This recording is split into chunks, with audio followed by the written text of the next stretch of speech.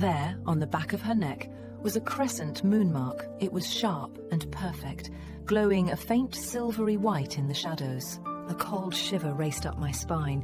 This wasn't just any mark. This was the mark of my own bloodline. But the size, the color, the exact position, it was an identical match for my daughter, Celia. Every single detail. I cut her off. My voice was like ice. The smile on her face froze. Her expression shifted slightly. A flicker of panic darted through her eyes. My tone remained calm as I clearly said, "Let me see the mark on the back of your neck."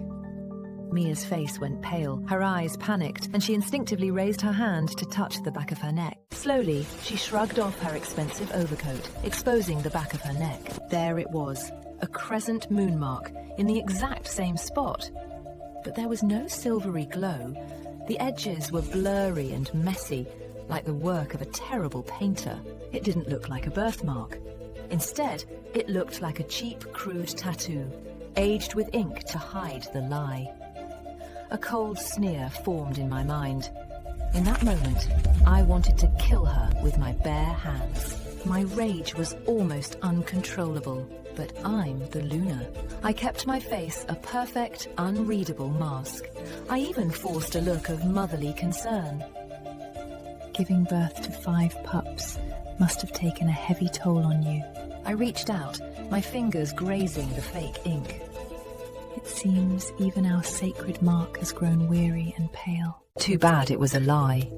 This soup didn't exist to coax a restless child. I made it for the first time when Celia's father was away at war. She and I would sit together, staring at the moon, praying for his safe return. That memory belonged only to the 3 of us. It was our secret.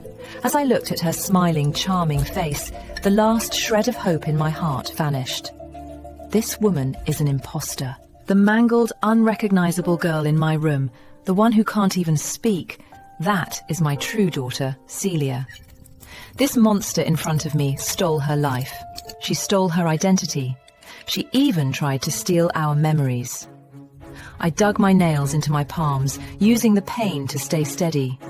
I forced the storm inside me into a calm, peaceful mask. Yes, you remember it all perfectly. Inside, my wolf was screaming for blood. You fraud. You stole my daughter's life. I don't know what you and your accomplices did to her yet, but I am going to make you pay for it 1,000 times over. I didn't say a word. I just pushed open the heavy door.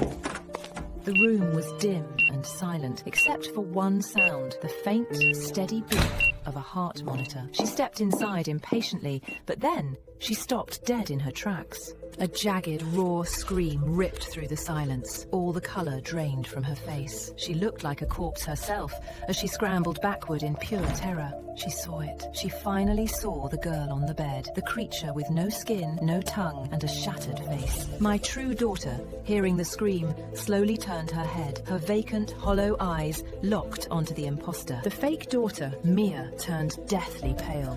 Her whole body was shaking as she backed into the wall. Their eyes met. Mia turned deathly pale.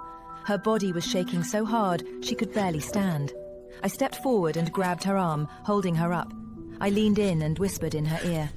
Look at her. Isn't she pitiful? Mia flinched like I had burned her. She tried to shove me away, but I held her in a vice-like grip. I looked into Mia's eyes. I didn't see pity, or the normal shock a person feels at a sight this gross. All I saw was a deep, dark terror, and a poisonous, festering hatred. At that moment, Celia, lying on the bed, seemed to be hit by a massive shock. Her dead, hollow eyes suddenly filled with a wave of bone-deep rage. A sound that didn't even sound human. A raw, agonized howl, ripped from her mangled throat. A mother discovers a shocking deception. Can she avenge her daughter? Watch now and find out. Go back to the homepage for more episodes.